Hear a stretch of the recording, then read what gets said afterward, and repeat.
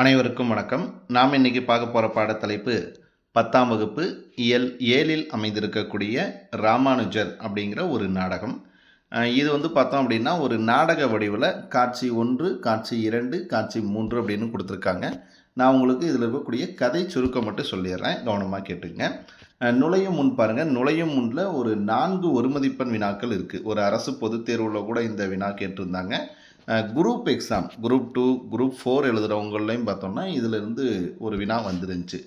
நாளுக்கு ஒரு முறை மலர்வது சண்பகம், ஆண்டுக்கு ஒரு முறை மலர்வது பிரம்ம கமலம், 12 ஆண்டுக்கு ஒரு முறை மலர்வது குறிஞ்சி, தலைமுறைக்கு ஒரு முறை மட்டுமே மலர்வது மூங்கில். இதில் என்ன கேட்டிருந்தாங்க அப்படின்னா ஆண்டுக்கு ஒரு முறை மலர்வது டேஸ் அப்படின்னு கேட்டிருந்தாங்க. வாய்ப்புகள் பார்த்தோம்னா சண்பகம், கமலம், குறிஞ்சி, மூங்கில் அப்படின்னு 4 வாய்ப்புகள் கொடுத்துருந்தாங்க. சரியான பதில் கமலம். ஆண்டுக்கு ஒரு முறை மலர்வது பிரம்ம கமலம் அப்படிங்கிறதா சரியான பதில். அந்த பிரம்ம கமலம், சண்பகம், அதுக்கப்புறம் குறிஞ்சி, அதுக்கப்புறம் மூங்கில், இது எல்லாமே எத்தனை ஆண்டுகளுக்கு அல்லது எத்தனை நாட்களுக்கு ஒரு முறை மலர்வது அப்படிங்கிறது கொஞ்சம் நல்லா பார்த்துங்க. இதுபோல தலைமுறைக்கு ஒரு முறை பிறப்பவர்கள் ஞானிகள். அப்படிப்பட்ட ஞானி ஒருவரை பற்றிய நிகழ்ச்சி ஒன்று தான் இந்த நாடகம் அப்படிங்கிறது. ஞானி அப்படிங்கிறது பொதுவாக பார்த்தோம் அப்படின்னா முற்றும் துறந்தவர்கள் ஞானி அப்படிங்குவாங்க. எந்த ஒரு விருப்பு வெறுப்பு இல்லாமல் வாழக்கூடியவர்கள் தான் ஞானி. அந்த மாதிரி ஒருத்தர் தான் ராமானுஜர். இந்த படத்தில் கொடுத்துருக்காங்க இல்லையா, இவர் தான் ராமானுஜர். இதை பற்றிய ஒரு பாடப்பகுதி தான் இந்த ராமானுஜர் நாடகம். காட்சி 1. இடம் எங்கே அப்படின்னா திருக்கோட்டியூர் பூரணர் இல்லம். பாத்திரங்கள் ராமானுஜர், கூரேசர், முதலியாண்டான், பூரணர். இந்த பூரணர் யார் அப்படின்னு பார்த்தோம்னா பூரணர் அப்படிங்கிறவனு ஒரு துறவி தான்.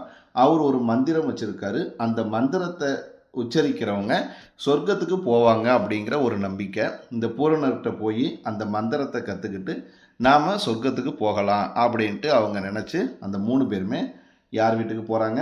பூரணர் வீட்டுக்கு போகிறாங்க. அதில் முதலியாண்டான்னு சொல்கிறார். யாரை பார்த்து? ராமானுஜரை பார்த்து சொல்கிறாரு, சுவாமிகளே, திருமந்திர திருவருள் வேண்டி இங்கே நிறைய தடவை வந்திருக்கோம். மீண்டும் மீண்டும் நம்ம இங்கே வந்துக்கிட்டே தான் இருக்கோம். ஆனால் பூரணர் ஒரு முறை கூட நமக்கு அந்த திருமந்திர திருவருளை சொல்லித்தரல அப்படின்னு சொல்கிறாரு. அதற்கு ராமானுஜர் சொல்கிறாரு, முதலி, இது வரைக்கும் நம்ம எத்தனை முறை வந்திருக்கோம்? இது வரைக்கும் நாம் 18 முறை வந்திருக்கோம் அப்படின்னு முதலியாண்டார் சொல்கிறாரு. அதுக்கு ராமானுஜர் சொல்கிறாரு, இது வரைக்கும் நாம் 18 முறையும் நாமளாக வந்தது தான். ஆனால் இப்போ பார்த்தோம் அப்படின்னா பூரணர் சொல்லி அனுப்பியிருக்கார். அவரை ராமானுஜரை தண்டும் கொடியும் எடுத்துகிட்டு வர சொல்லு அப்படின்னு சொல்லி அனுப்பிச்சிருக்காரு. அதனால் இந்த முறை நமக்கு அந்த திருமந்திர திருவருள் கிடச்சிரும் அப்படின்னு சொல்கிறாரு. வீட்டுக்குள் வந்த பூரணர் வாசலில் மூவர் நிற்பதை பார்த்து திகைக்கிறார். ஏன் 3 பேர் நிற்கிறத பார்த்து திகைக்கிறார் அப்படின்னா, பூரணர் யாரை வர சொல்லியிருந்தார்னா ராமானுஜரை மட்டும்தான் வர சொன்னார். ராமானுஜரை தண்டு கொடி இந்த கையில் வச்சுருக்காரு இல்லைங்களா, இந்த படத்தில் பாருங்கள், மேலே நிற்கிறாரு, கையில் ஒரு குச்சி மாதிரி வச்சுருக்காரு, நுனியில் கொடி இருக்குது. இதுதான் தண்டு கொடி. அப்போ இந்த மாதிரி தண்டையும் கொடியும் தான் 8 வர சொன்னார். ஆனால் கூட 2 பேர்த்த கூப்பிட்டு வந்திருக்காரு அப்படின்ட்டு பூரணர் வியந்து பார்க்குறாரு. கூரேசர் அடுத்து சொல்கிறார், சுவாமிகளே வணக்கம், தாங்கள் சொன்ன மாதிரி நாங்கள் திருமந்திர திருவருள் பெற வந்திருக்கோம் அப்படிங்கிறாரு. அதை கேட்ட பூரணர், வணக்கம் அடியவர்களே, தண்டு கொடியுடன் உங்களை மட்டும்தானே நான் வர சொன்னேன் அப்படின்னு ராமானுஜரை பார்த்து கேட்குறார்.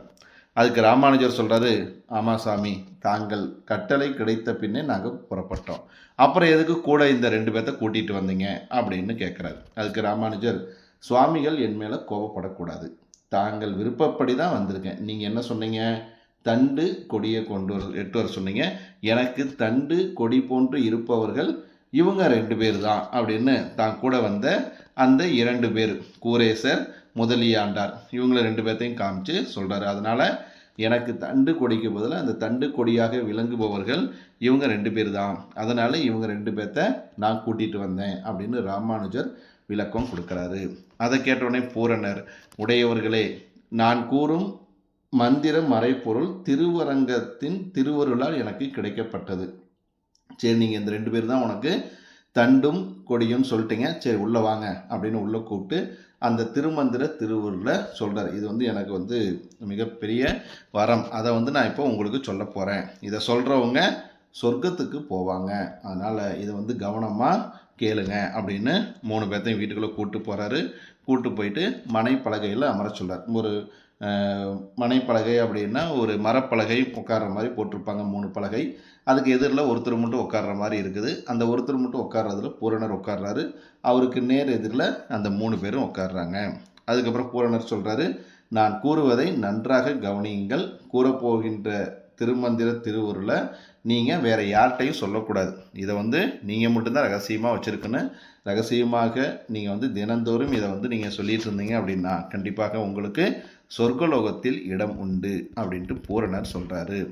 அதுக்கப்புறம் செவிகளை கூர்மைப்படுத்தி கேளுங்கள், நான் சொல்ல போகிறேன் அப்படின்னு அந்த திருவருள் மந்திரத்தை சொல்கிறார். அது என்ன அப்படின்னா, திருமகளுடன் கூடிய நாராயணின் திருப்பாதங்களை புகலிடமாக கொள்கிறேன், திருவுடன் சேர்ந்த நாராயணனை வணங்குகின்றேன். எங்க சொல்லுங்க அப்படின்னு சொல்கிறாரு.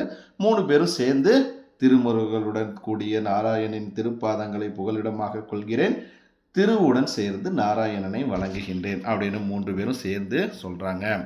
அதை கேட்ட பூரணர், உங்கள் வாழ்வில் இன்றைய நாள் ரொம்ப ரொம்ப முக்கிய நாள். இது நன்னாள், உங்களுக்கு கிடைத்த பொன்னாள். இந்த திருவருளால் நீங்கள் உங்களுக்கு திருமந்திரம் கிடைக்கப்பட்டது, அதனால் உங்களுக்கு சொர்க்கத்தில் இடம் இருக்கின்றது அப்படின்னு சொல்லி அந்த 3 பேர்த்தையும் வழி அனுப்புகின்றார். மறுபடியும் சொல்கிறாரு, இந்த மந்திரத்தை வேறு யார்கிட்டையும் நீங்கள் சொல்லக்கூடாது. அப்படி சொல்லிட்டீங்கன்னா குரு துரோகம் பண்ணவங்களை நீங்கள் ஆயிடுவீங்க அப்படின்னு சொல்கிறாரு.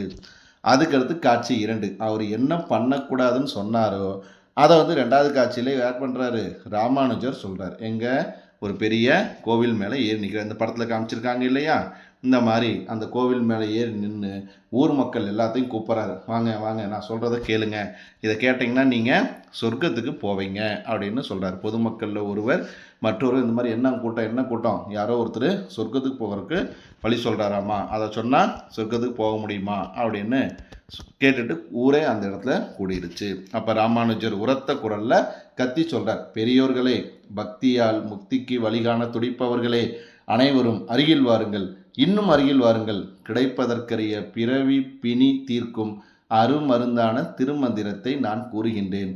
இந்த மந்திரத்தை நீங்கள் திரும்ப சொல்லுங்க அப்படின்ட்டு என்ன பண்ணுறாரு, ஊர் மக்கள் எல்லார்ட்டையும் ராமானுஜர் சொல்கிறாரு. எம்பெருமான் அருளால் எனக்கு இது கிடைத்தது, இதை நான் உங்களுக்கு சொல்கிறேன் அப்படிங்கிறாரு. இதை பார்த்த கீழே இருக்க நண்பர்கள், பார்த்தாயா முதலி, பிறர் நலமாக வாழ தாம் வருந்தி பெற்ற மந்திரத்தை கூறிவிட்டு நம்ம எத்தனை தடவை அந்த பூரணர் வீட்டுக்கு போயிருப்போம், ஒரு 12 முறை போயிருப்போம். அவ்வளோ கஷ்டப்பட்டு நம்ம கேட்ட மந்திரத்தை ராமானுஜர் இந்த மாதிரி ஒரு நொடியில் எல்லாத்துக்குமே சொல்லிட்டாரே அப்படின்னு இந்த நண்பர்கள் பேசிகிட்டு இருக்காங்க. அதில் கீழே பூரணனுடைய சீடர் ஒருத்தர் வேகமாக கையை காட்டுறார், கீழே வா கீழே வா அப்படின்னு ராமானுஜரை கூப்பிட்றாரு. பூரணரின் சீடர் ராமானுஜர்கிட்ட, பூரணனின் வார்த்தையை நீங்கள் மீறிட்டீங்க, இங்கே நடந்ததை அறிஞ்சு உங்கள் மேலே ரொம்ப கோபமாக இருக்கார், உங்களை உடனே கூட்டிகிட்டு வர சொன்னார், வாங்க அப்படின்னு பூரணனுடைய சீடர் ராமானுஜரை கூப்பிட்றாரு. ராமானுஜர் உறுதியாக அவர் என் மேலே கோபமாக தான் இருப்பார், அது எனக்கு தெரியும், ஏன்னா அவர் சொன்னதை நான் மீறிட்டேன்ல, வாங்க போகலாம் அப்படின்ட்டு நடக்க ஆரம்பிக்கிறாங்க. அதுக்கடுத்து காட்சி 3, பூரணர் இல்லம். இதில் யார் யார் இருக்காங்க, ராமானுஜர், பூரணர், கூரேசர், முதலியாண்டான் மூவரும் உள்ளே வராங்க. வணக்கம் சுவாமிகளே அப்படின்னு 3 பேரும் வணங்குறாங்க. வாருங்கள் சுவாமி வாருங்கள், நீங்கள் குருவிற்கு நம்பிக்கை கேடு செய்து விட்டீர்கள், இதற்கு என்ன தண்டனை தெரியுமா அப்படின்னு பூரணர் கோபமாக கேட்குறார். ராமானுஜர் பணிவாக சொல்கிறாரு, ஞான குருவே, முதல்ல நீங்கள் என்ன மன்னிக்கணும், நான் செஞ்சது கண்டிப்பாக மிகப்பெரிய தண்டனை தான், எனக்கு இது நரகத்துக்கு தான் வழிவகுக்குன்னு எனக்கு தெரியும் அப்படிங்கிறார். இது தெரிஞ்சுமா நீ இந்த பிழையை செஞ்ச அப்படின்னு பூரணர் கேட்குறாரு. ஆம் சுவாமிகளே, தவறு என தெரிந்தும் ஏன் செஞ்ச அப்படின்னு கேட்குறாரு. அதுக்கு ராமானுஜர் சொல்கிறாரு, கிடைப்பதற்கரிய மந்திரத்தை தங்கள் திருவருளால் நான் பெற்றேன், அதன் பயன் எனக்கு மட்டும் கிட்டும், அந்த பயன் அனைவருக்கும் கூறுனா உலகில் இருக்கக்கூடிய மக்கள் எல்லாருமே, பல்லாயிரக்கணக்கான மக்கள் பிறவி பிணி நீங்கி சொர்க்கத்துக்கு போவாங்க. இதனால் நான் ஒருத்தந்தான் தண்டனை பெறுவேன், மக்கள் எல்லாம் நலமுடன் வாழ்வார்கள். நான் ஒருத்தன் நரகத்துக்கு போகிறனால பல்லாயிரக்கணக்கான மக்கள் சொர்க்கத்துக்கு போவாங்க அப்படின்னா நான் இன்முகத்தோடு நரகத்திற்கு செல்வேன், நரகத்திற்கு போவதற்கு நான் தயாராக இருக்கின்றேன், என்னை மன்னித்து அருளுங்க, நான் செஞ்சது தப்பு தான் அப்படின்னு ராமானுஜர் அதற்கு ஒரு விளக்கம் கொடுக்குறாரு. அதை கேட்ட பூரணர் இவ்வளோ சிறு வயதில் இவருக்கு இவ்வளோ பக்குவமா அப்படின்ட்டு அவர் மெய்மறந்து ராமானுஜரை பார்க்குறாரு. எம்பெருமானே, உங்களுக்கு இருந்த பரந்த அருள் உள்ளம் இதுவரை எனக்கு இல்லாமல் போச்சு பாருங்கள், இத்தனை நாளாக எனக்கு இது தோணலை பார்த்தீங்களா அப்படின்னு சொல்கிறார். நம் பரமாச்சாரியார் ஆளவந்தாரின் திருவுள்ளத்தை அறிந்தவர் நீங்கள் தான். நம்ம கடவுளே வந்து இதைத்தான் நினச்சிருப்பாரு. இறைவனின் திருவருளை உலகிற்கு உணர்த்தியவர் தாங்களே. நான் மகிழ்ச்சி பொங்க கூறிய எம்பெருமான் என்னும் திருநாமம் அது உங்களுக்கு தான் நிலைத்து இருக்கும், நீங்கள் நீடூடி வாழ வேண்டும் அப்படின்னு பூரணர் வந்து பார்த்தோம்னா ராமானுஜர் தன்னுடைய வயதை விட குறைந்தவராக இருந்தாலும் ராமானுஜருடைய அந்த பக்குவத்தை பார்த்து மெய்மறந்து அவரை வாழ்த்தி தன்னுடைய தவறை, தன்னுடைய பிழையை, நமக்கு இத்தனை நாளாக இது தோணலையே அப்படின்னு சொல்வது போல இந்த ராமானுஜர் நாடகம் நிறைவு பெறுகின்றது. நம்ம ஏற்கனவே சொன்னாங்க, இதில் நுழையும் முன்ன சொன்னாங்க, தலைமுறைக்கு ஒரு முறை பிறப்பவர் ஞானிகள். அப்படிப்பட்ட ஞானி தான் இந்த ராமானுஜர். ஞானிகள் வந்து பார்த்தோன்னா தனக்காக எதுவுமே பண்ண மாட்டாங்க, தான் துன்பம் அடைஞ்சாலும் மக்கள் இன்பம் பெற வேண்டும் அப்படிங்கிறாங்க. சுவாமி விவேகானந்தர் வந்து பார்த்தோம் அப்படின்னா துறவு வாழ்க்கை போவதற்கு தன்னுடைய தாயிட்ட போய் அனுமதி கேட்குறாங்க. அவங்களுடைய தாய் என்ன பண்ணுறாங்க அப்படின்னா சமையலில் இருக்கக்கூடிய கத்தியை எடுத்துகிட்டு வா அப்படின்னு சொல்கிறாங்க. விவேகானந்தர் போய் கத்தி எடுத்து வந்து கொடுக்குறாரு. கத்தியை வாங்கி வச்சுக்கிட்டாங்க. சரி நீ போ அப்படிங்கிறாங்க. பதில் எதுவுமே சொல்ல. இப்படியே ஒரு 10 முறை சொல்கிறாங்க. 10 முறையும் அவர் அடுத்து என்ன சொல்கிறாங்க, சமையலில் இருக்கக்கூடிய கத்தியை எடுத்துகிட்டு வா அப்படின்னு தான் சொல்கிறாங்க. 11வது முறை வந்து பார்த்தோன்னா சரி நீ துறவு வாழ்க்கைக்கு போ அப்படின்னு அனுமதி கொடுத்துட்றாங்க. ஏன் அனுமதி கொடுத்தாங்க அப்படின்னா, இதற்கு முன்னாடி சமையலறைக்கு இருக்கக்கூடிய அந்த கத்தியை எட்டு வரும்போது கூர்மையான பகுதி எதிரில் இருப்பவர்களை பார்த்தும் பாதுகாப்பான கைப்பிடி தன்னுடைய கையில் வச்சும் கொண்டு வந்து கொடுத்துட்டு இருந்தார். அந்த 11வது முறை வந்து பார்த்தோம்னா கூர்மையான இருக்க பகுதியை தன்னுடைய கையில் பிடிச்சிக்கிட்டு பாதுகாப்பான இருக்க பகுதியை எதிரில் இருக்கவங்க பிடிக்கிறதுக்காக நீட்டினார். அப்போ இந்த உள்ளந்தான் தனக்கு ஆபத்து வந்தாலும் தனக்கு எதிரில் இருப்பவர்கள், தன்னை சுற்றி இருப்பவர்கள் இன்பத்துடன் வாழ வேண்டும் என்று நினைப்பவர்கள்தான் ஞானிகளின் குணம் அப்படின்னு சொல்லக்கூடிய ஒரு அருமையான கதை தான் இந்த ராமானுஜர் கதை. இதை போன்று மற்ற பாடப்பகுதிகளும் தொடர்ந்து இந்த காணொளியில் பதிவிடுவேன். தொடர்ந்து இணைந்திருங்க. நன்றி, வணக்கம்.